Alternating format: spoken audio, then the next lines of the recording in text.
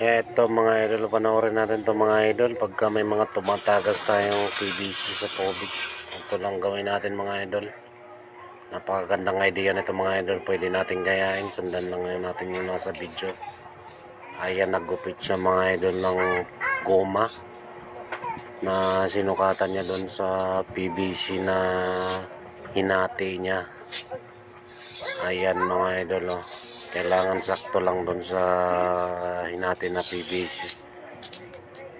Tapos ayan, nilagay na niya mga idol, oh. At saka nilagyan ng lock.